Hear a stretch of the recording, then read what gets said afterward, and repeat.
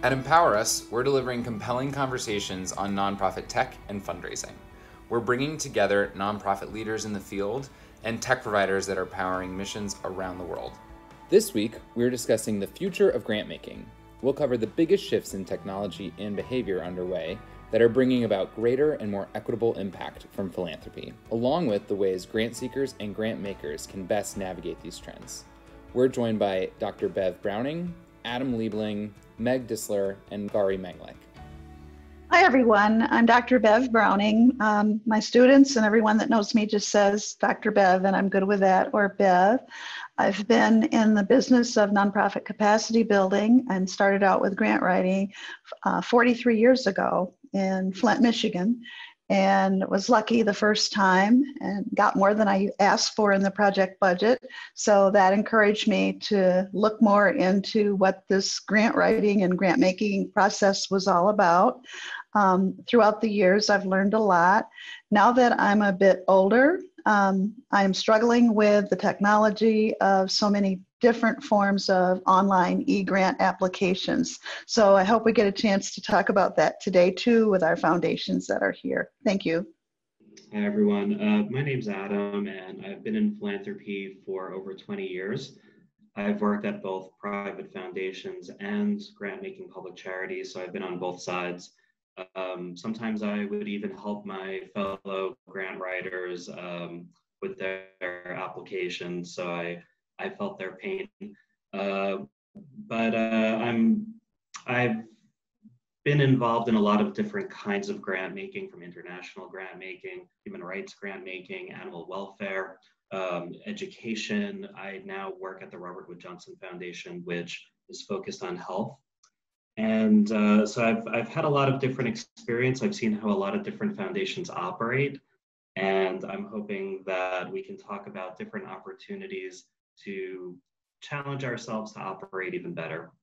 Hi, I'm Meg Disler, and I am the director of the St. Joe Community Health Foundation in Fort Wayne. And like many of my colleagues today, I've been in this business for 37 years.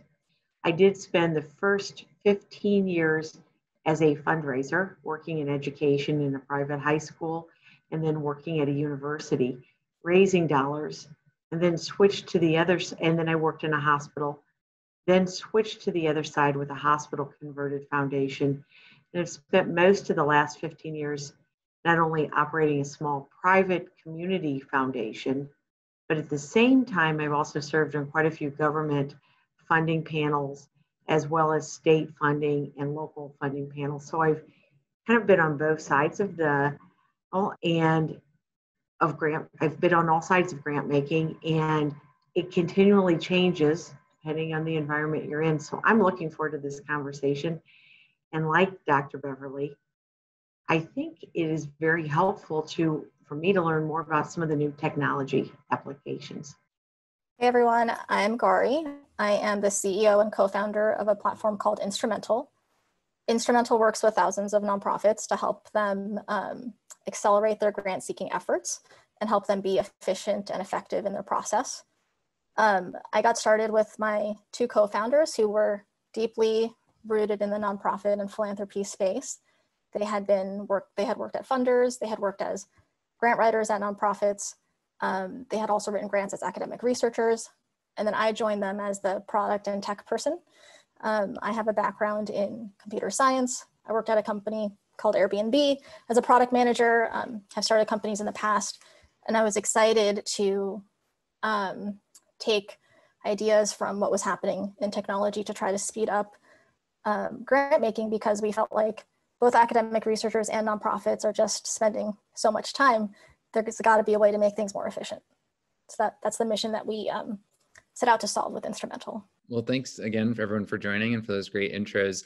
I wanted to start with a bit of a higher level question, and I know you could probably spend 30 minutes answering it. So maybe just focus on one item that you feel like is the single biggest change in the dynamics of grant making that's happened in the past 20 years, with so much technology, innovation accelerating the background.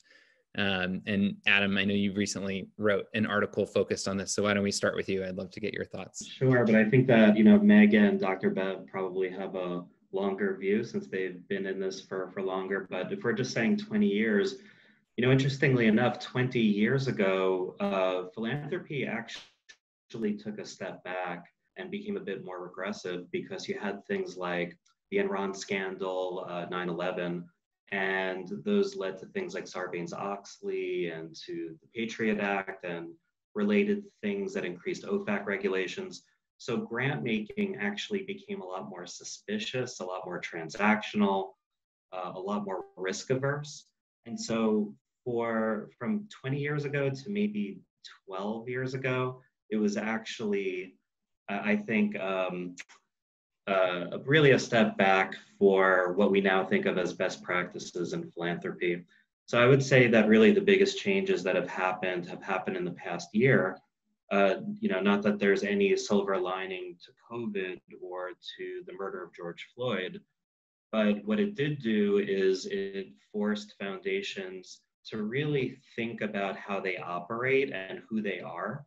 And so in the COVID context, foundations had to very quickly scramble and really decide what are the things that they truly need in order to make grants quickly and to show more trust in their grantees. And the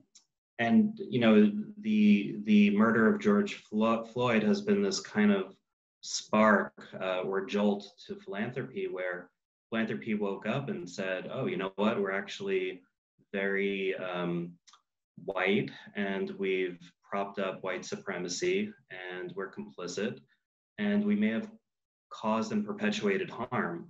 So those things are, I think, the biggest agents of change in the last 20 years. And the interesting thing is that the changes that have happened have occurred not because of changing technology, but because of these calamities. Meg, anything you'd add to that? I think I've seen some changes similar, but I think a little more gradual over the years. That I think when I first started trying to raise funds from foundations, it was much more of the traditional old white boy network. And you started off going and physically researching different funders and who was on a board and who did you have on your board, who knew who was on the board. And a lot was by access to these funds was by who you know. I think that gradually over the years, as there become more staffs in many foundations, and as we become more computer savvy in a lot of ways to collect information and data, that I think the staff, those foundations with staff, have started asking better questions and looked a little more at outcomes that were more data driven, or that you could actually see results that were not just based upon, we'll fund them because they're a friend and I have known the family for years. You've really gotten into it. Actual outcomes.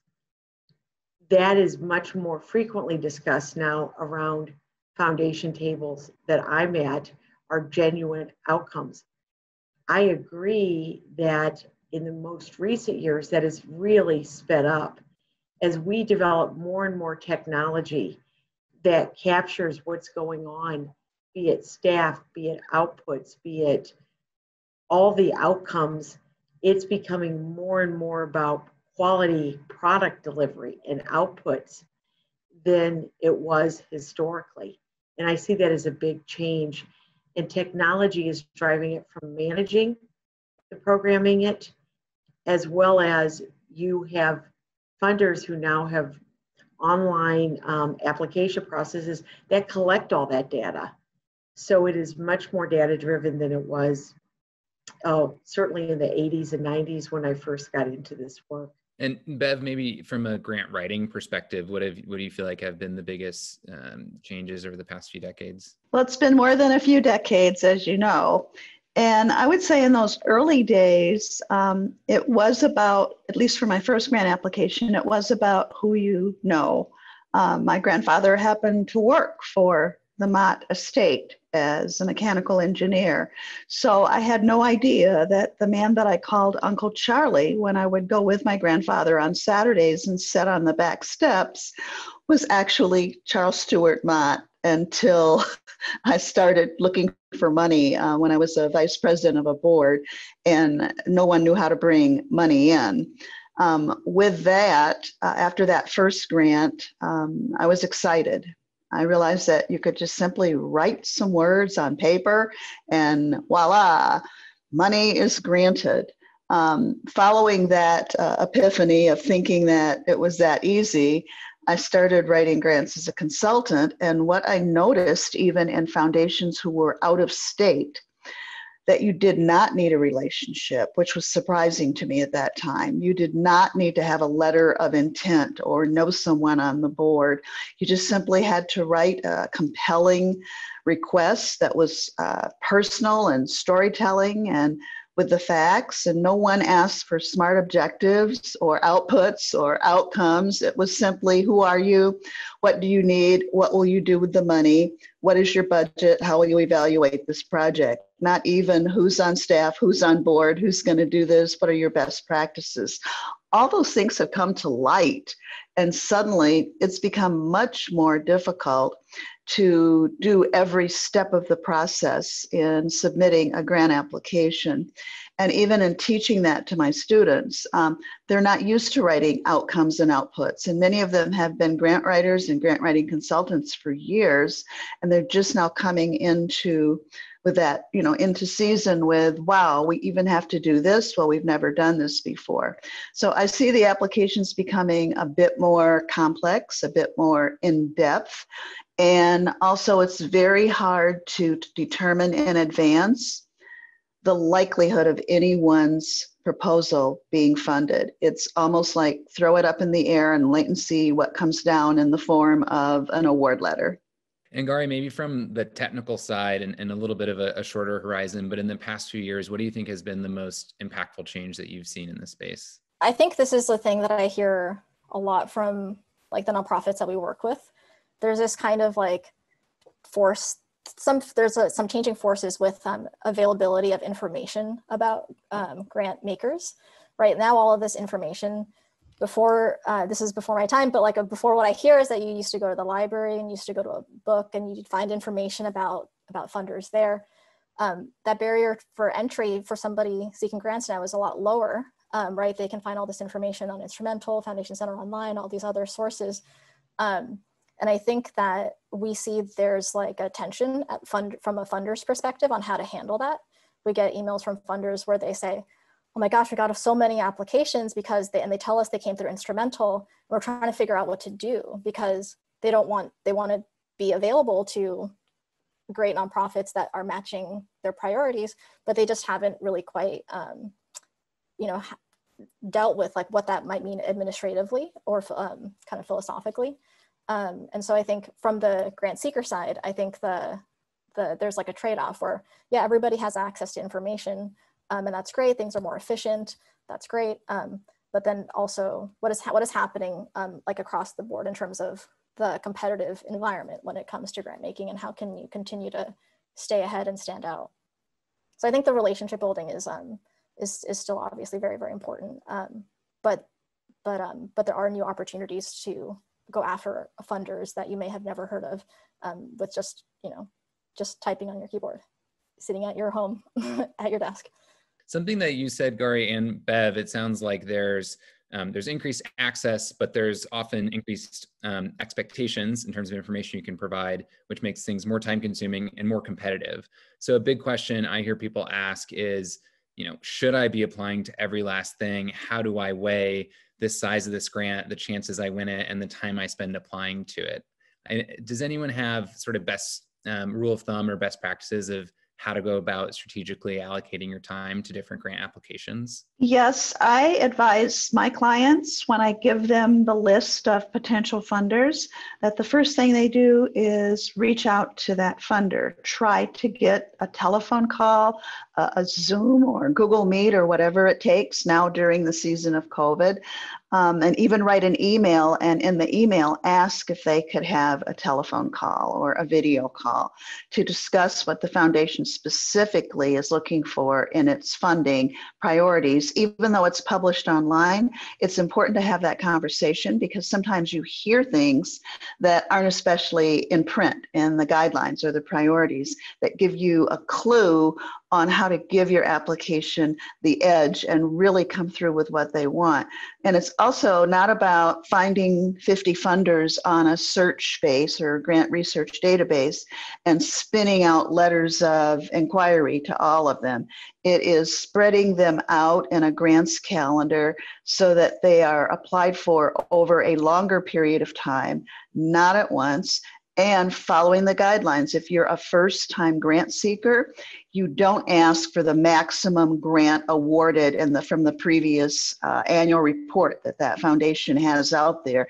You stay at the lower level. You're the new agency or organization on the block, and you start with baby steps, and you're polite, and you're transparent, and you communicate as much as possible with that potential funder, not just up until the time you submit, but once you've submitted and you find out the fate or success of your grant application, it's important to still have that relationship going through the entire funding cycle, whether they require interim reporting or not. You still voluntarily submit where you are, what you've done, and give evidence that you are a good grantee and using the money as intended. Yeah, just to build on that, I would say that I would underline what Bev was saying about the relationship, trying to build long-term relationships. That's like still very key. And so that should be going into your process when thinking about what funders to go after. It's like, is there an opportunity here to build a long-term relationship?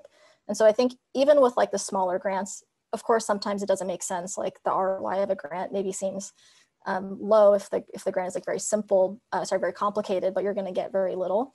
But if you think that could translate into like a long-term relationship, that's something to consider in your process as well. So yeah, I just wanted to build on that.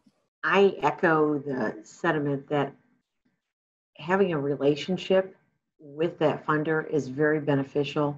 Most foundations that I have talked to typically refund those projects that they're engaged with for a period of time. So that may mean that only 10% of new ideas are actually accepted in a funding cycle.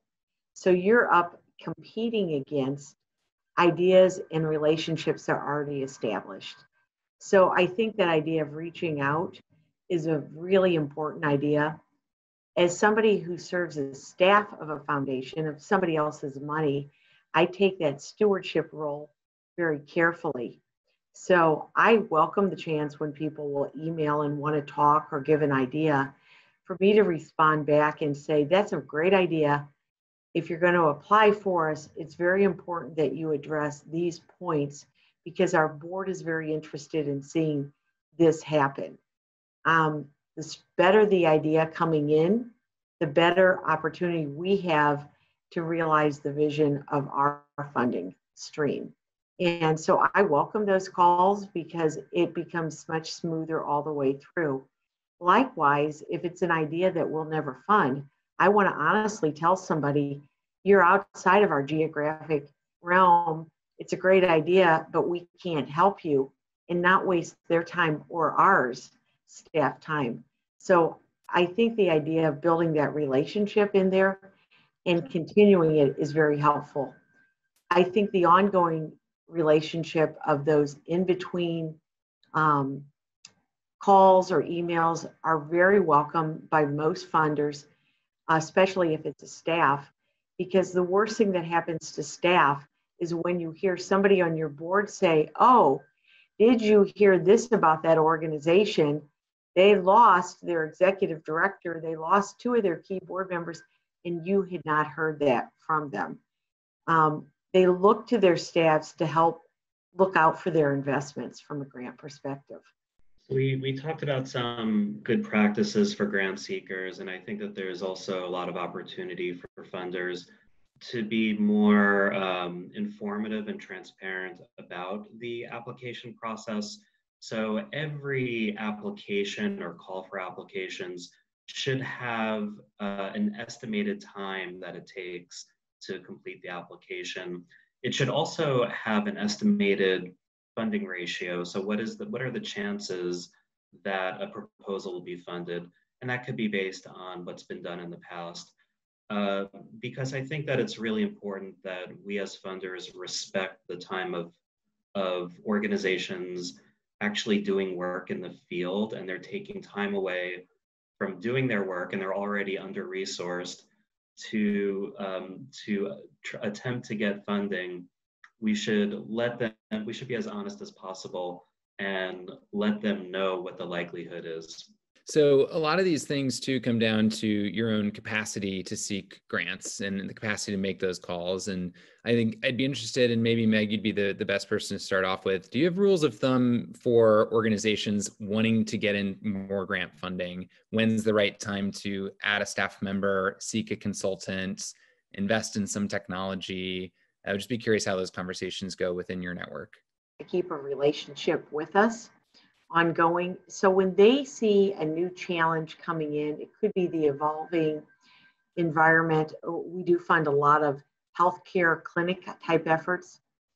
And as the insurance reimbursement area has become more and more complex, we've engaged with them with a lot of conversations. Sometimes we've started it, encouraging them to look at technical assistance and offering to support it or to bring in experts, but particularly when the environment is shifting for them. And if it's a small staff, that they invest in the information to strengthen the board and their organization to do good stewardship and good decision-making about where to go forward. And Bev, have you seen, as you've trained so many grant writers that are either at organizations or kind of working freelance, the right places for them to plug in, or the best opportunities where it makes the most sense to be hiring the experts like that?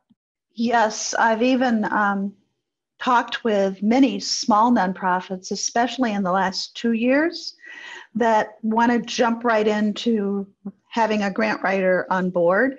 And I've turned that down and instead said, okay, this is what you really need. Your board of directors or governing board needs capacity building training to understand their role, because now they just kind of show up at a meeting. Yes, no is the vote, and they're gone. They don't do anything in between. And that's not a good thing for a young or new nonprofit getting started out. And then I also refer them to other consultants, marketing specialists, volunteer managers who can recruit, screen, bring in volunteers and place them strategically throughout the organization when they can't bring on as many staff members as they would like to. And then I also recommend people in the community that I know would like to transition and have a chance to help build a nonprofit from the ground up, either a development director or a finance director or an operations director. So yes, and I think that by having them speak with typically our local community foundation or wherever they're at, they can talk about how do we apply for a capacity building grant to bring on another staff member, to bring on a different type of consultant, because we've been told that we're not ready for grant seeking yet. We need to build the capacity of our organization, think about sustainability, and redraw the strategic plan. And Gori, from your your user network, where have you seen the tipping point of when investing in a product like Instrumental makes sense for the size of organization or what type of grant seeking they do, or when is it not a good fit or an organization's not there yet? Yeah, that's something we think about a lot. I think that grants are, to do it well, to like truly be successful and have a positive ROI, it's an advanced fundraising strategy, because you need to have the capacity, some capacity to build those relationships, to like potentially reapply for a grant next year, or the third year, second year, to like actually end up winning some money. But if you're, I think there's like a interesting dynamic again with like the increase in access to information and tools like Instrumental making it really easy to apply can sometimes make nonprofits have, unfortunately, unrealistic expectations about how easy it is to win grants.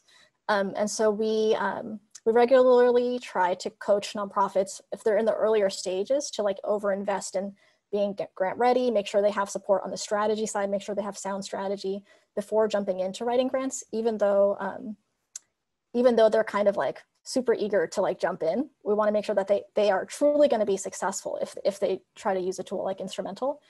In terms of like how there isn't, like we find even like really large organizations, right, could technically, if they haven't really resourced their organization in a way where there's like folks dedicated to grants, they could also struggle to have a successful grant strategy. So we say that on our end that you're ready to use a tool like Instrumental if you're applying for at least one grant a month. Then it starts to make sense to like invest in a tool and like actually pay for that efficiency. One thing you brought up earlier, Adam, that I think ties into how we're using technology in the grant space is achieving more equity on the foundation side. And I would just be curious to hear like how you think technology can help with that and help address some of these problems that have been brought to light in the past few months. Yeah, that's a great question. Thank you, Mitch. So how can foundations incorporate, embed equity in their grant making practices and within their grant systems? It's a huge topic in the field right now. I think there are many, many different ways of looking at it. I think what a lot of foundations are doing to start with is to understand what are the demographics of their grantees currently, and okay, is there a problem? And chances are yes. And then what are the strategies to diversify those portfolios? And that's creating a lot of self-reflection in the field of funders better understanding the barriers that they've put up to basically lead to the same sort of conclusions of who they fund.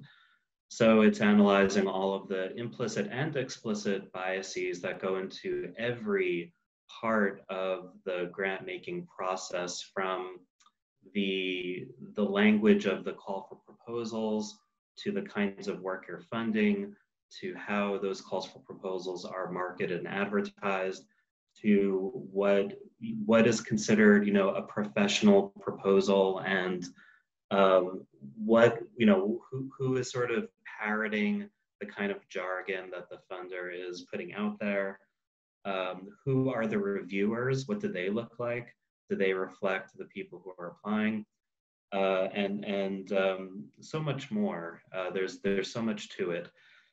So I think that the entire process has to be evaluated, and there has to, funders have to identify each sort of choice point in their process where there's vulnerability to all these different kinds of biases.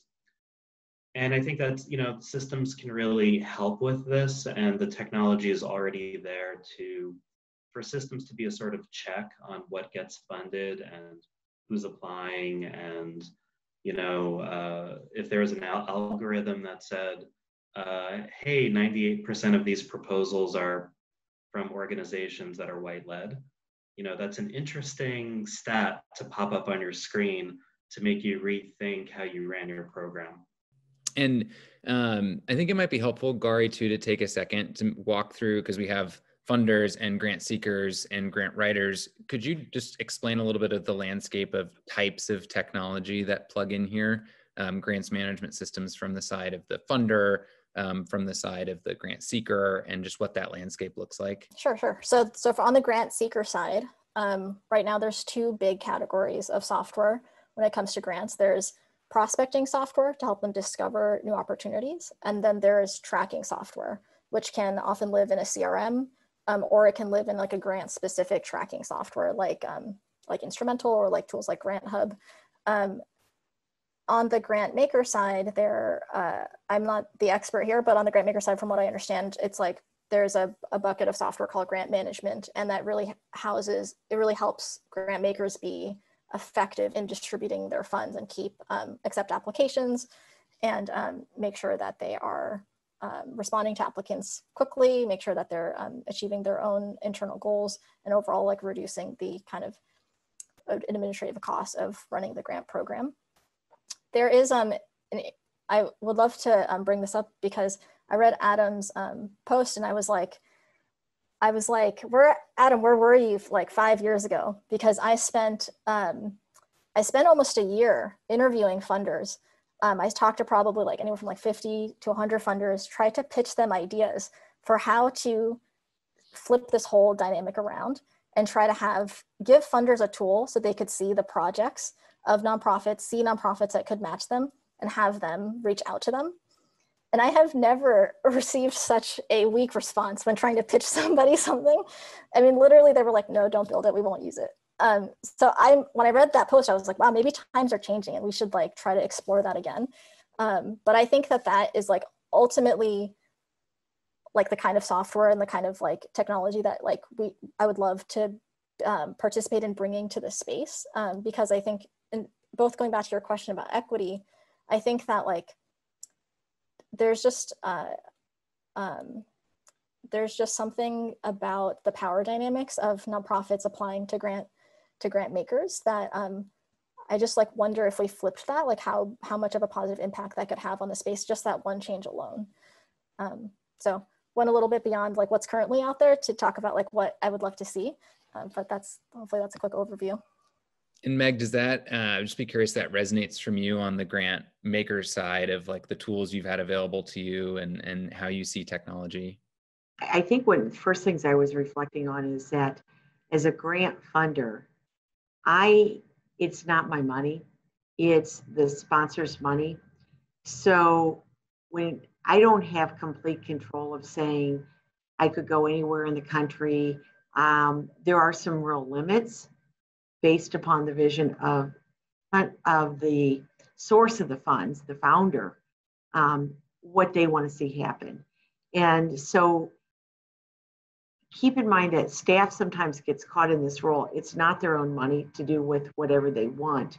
Like individual donors have much more flexibility in using some of the platforms that are out there, whereas staff who are really managing somebody else's funds per their wishes. Now they can improve efficiency.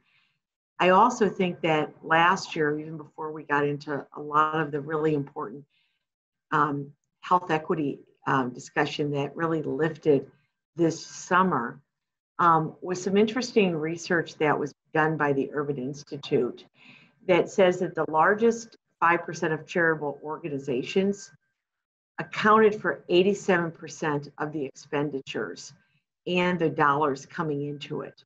And more over the last 5 or 6 years, or even the last decade, those small frontline funders have been squeezed out of getting funding opportunities. They just weren't savvy enough to really compete against some really excellent writers, well-designed large organizations. So I think though, with this new thrust on equity, there's a renewed focus on what are we doing for the front line, more of that small grassroots. When you look at equity, many of them are under-resourced groups. And so they really are frontline new ideas. I think it's going to be looked at new, and I think technology is going to become critical to help level that field. So I think we have an opportunity for change in the next couple of years in a way we've not historically had. And Bev, I don't know if you had anything to add on that front. I also read Adam's article, and I was glad to see an awakening from such an auspicious, large, worldwide known foundation. I followed Robert Wood Johnson for decades, obviously, and it used to be a lot easier to get grants from Robert Wood Johnson than it is today.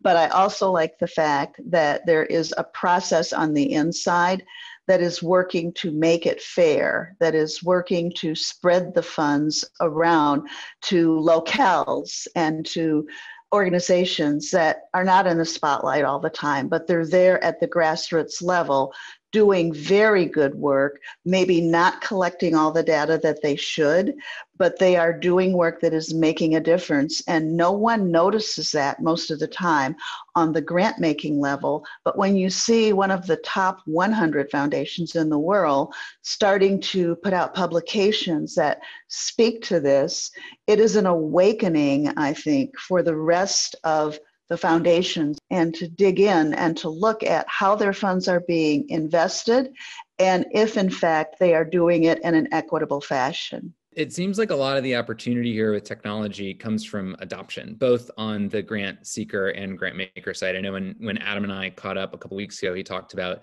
the graveyard of attempts to make the common application for grant writing being very large. So I'd be curious to hear if folks have thoughts on like what is going to push that adoption and upgrading in technology. What are things that you as funders can help with your own network of organizations to be upgrading their technology, or for individual orgs to take that leap and make that investment? So as far as common grant applications go, this conversation comes up every few years. There's now 2 major task forces that are going to be looking at it again. And at the end of the day, the issue is that each large private foundation feels that they are a unique snowflake and they have their own very individualized, unique needs. And so when you start creating a common grant application, you start putting more and more into it to cover all the bases and all of the needs that every foundation thinks they need. And then you end up with this 10-page thing where you're asking every applicant for their organizational chart and their list of board members in the last 5 years of audited financials and so on and so forth. But I think that instead of thinking about a common grant application, we have to think more radically, and maybe not so radical, but instead of a common grant application that every foundation can sort of accept the same set of questions and documentation, could we simply just accept proposals that are written for other foundations? So if you go through that process with the Ford Foundation, can you just send that same packet of information to the Robert Wood Johnson Foundation? We could accept that and find a way for it to go into our system in a seamless way that doesn't create, duplicate work. And then, more radical than that is the idea that Gori brought up of how do we just get away from having organizations having to sort of justify their lives and pitch their work to us, and then we sit up on our perch and make decisions, while all of these groups that are doing great work are sort of pitted in competition with each other. What are ways that funders and people with the wealth can more easily see all the good work that's happening in different communities and be able to allocate the funding in an equitable way without creating any of this kind of burden on applicants to begin with? Your question, Mitch, I think is like really interesting. It's like what would cause a tipping point to like truly change the funding landscape, the funding dynamic. This is like kind of the core of the thing that I was trying to search for. I was trying to find like an incentive that like funders cared about, right? Because there has to be like some push on I think from the funder side, some incentive that's so great for them to change the dynamic. And the trouble that I ran into was that because it's a philanthropic marketplace, there weren't true incentives for the people giving out grants to make that process, and I mean, this is an oversimplification, to make that process more efficient or more effective, right? Like on the for-profit investment side, when investors give out money, if they choose a successful company, then they kind of reap the rewards. And so there's like this feedback cycle for that. On the nonprofit side, what I found was that one, it's so hard to measure impact still, right? It's like, and that feedback cycle can be like very long. And then two, if a funder funds a nonprofit doing like A+ impact work versus B+ impact work, what does that actually impact the grant making process or anybody's job at those foundations or at those funders? So that's still an open question. I would like love to see from a funder's perspective, like what truly could be the incentive, the problem that the funder would be trying to solve that could be aligned with this kind of positive change that we're talking about. It's a tipping point that will change some of that dynamic in there between a common application, more of a shared work, is an interesting question. But as I listen to the dynamic on a national level at these wonderful, great think tank organizations like Robert Wood Johnson Foundation versus what are smaller regional focused foundations, I think it's a very different, very, very different kind of structure. And one of the things that technology offers us is an opportunity to get to know the funders. Who are you working with? So whether we now have access to websites, you can see who are the staffs, you can see them in many different platforms. What are they publishing in blogs? What is their bias? What are they interested in? None of this existed 30 years ago.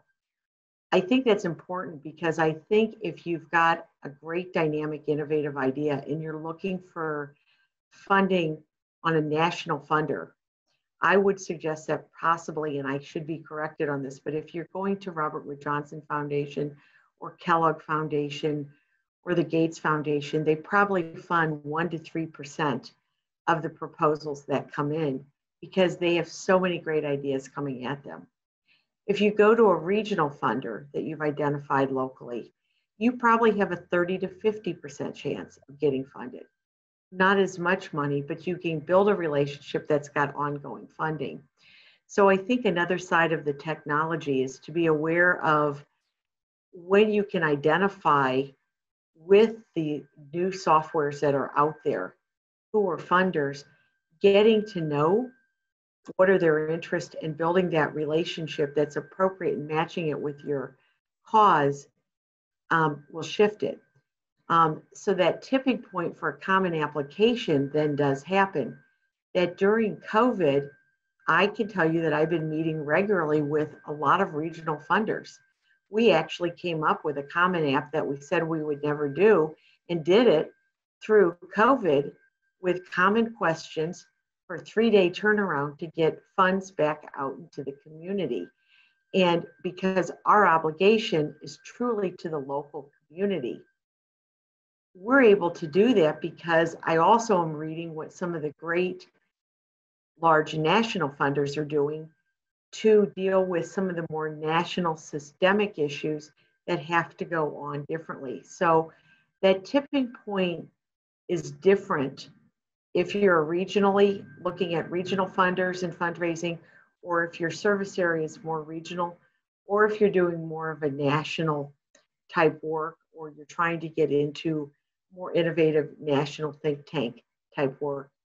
So again, I think the tipping point is there, but it will be different. So know your own audience, what you're trying to do, and then really that matching and building a relationship is important.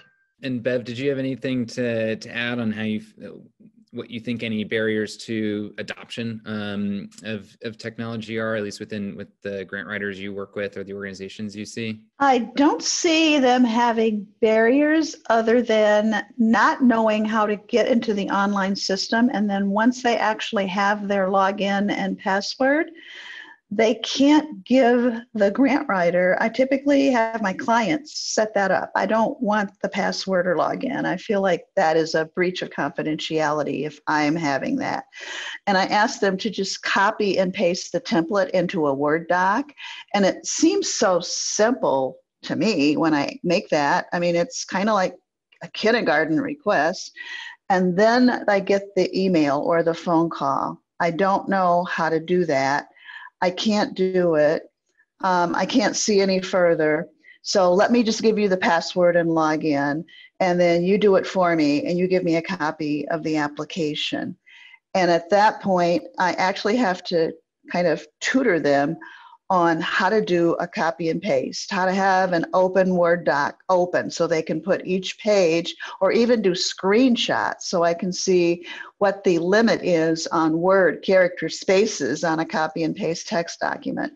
As far as the common grant application, remember I started out in Michigan many years ago, And at that time, the Michigan Council on Foundations did have a common grant application, and it made life easy for grant writers to get information from their clients or employers and fill them out.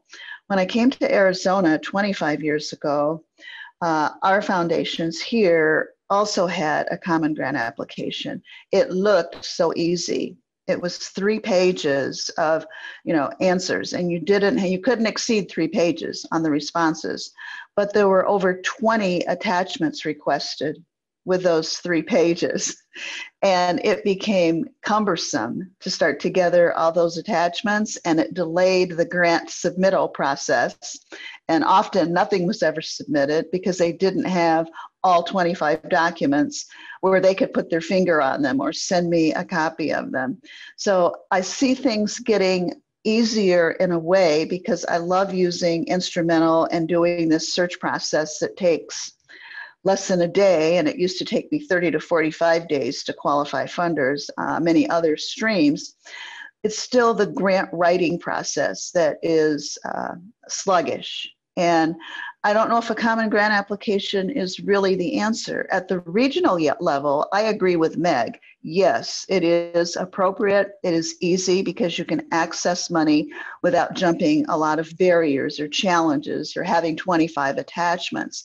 But on the national level, because of the type and the quality of grants that are being awarded from these major foundations, I think that they should stay within the realm of asking all the questions and scrutinizing the applicant, because the monies on the table are much larger. The interest in having research and programs that give accountability and the kind of feedback that shows that there is an ROI for the foundation making the grant, those are still very critical because they're not eyeballing the grant seeker every day in the local community or once a month at a meeting. They don't see them at all other than perhaps a video call. And so they're trusting the paper to tell the story.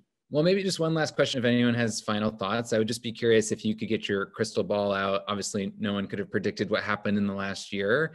But if you have any, as things have accelerated so much in the last 9 months, do you have a prediction 5 years from now with all that we've discussed today? Like, what do you really think might change in the next 5 years? And what, if you could make a prediction, what do you think will be the biggest difference?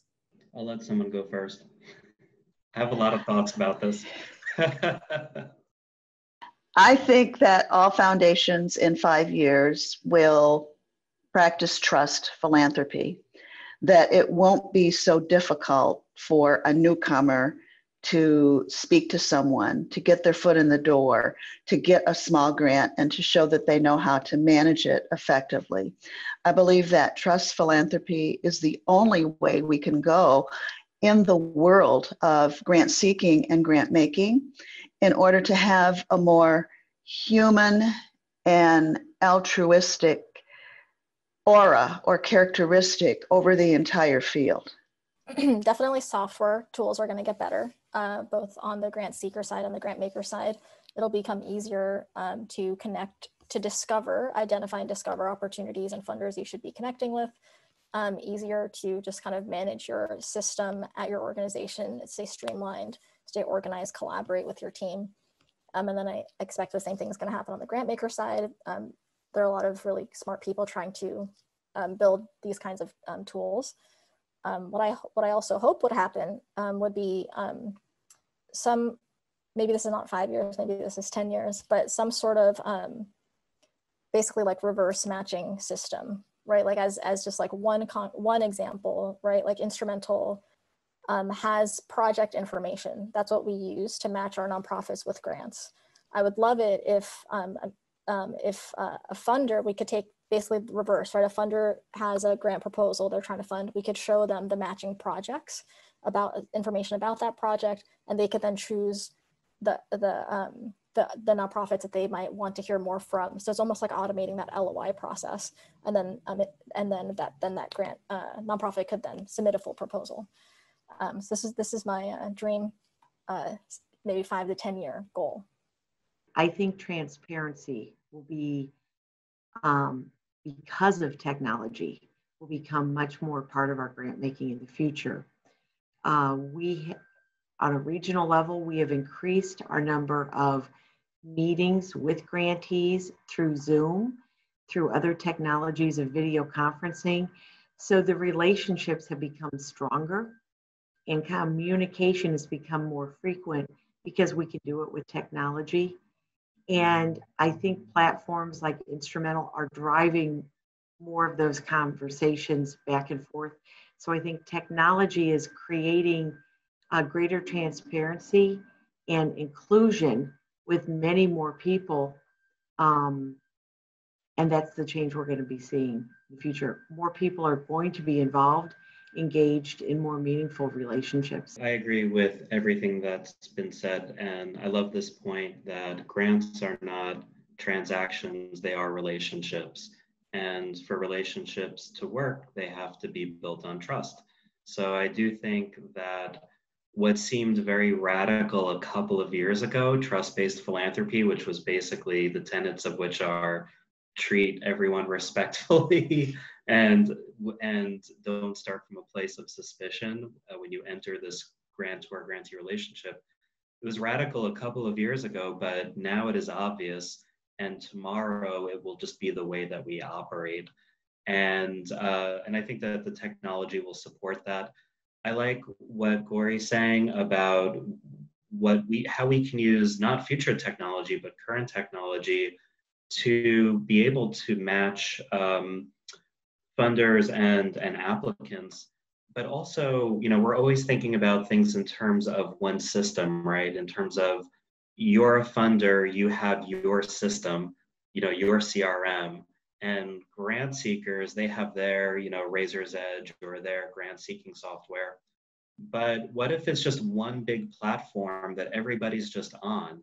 And to Meg's point about transparency, you know, how would that change how we operate as a field if everyone could see, you know, who's funding whom, which we sort of have already with Candid and with GuideStar, but not in a way that we could really interact with and engage with and from a two-way and really multi-directional point of view, because it can also be how can funders collaborate with each other, how can grantees collaborate with each other.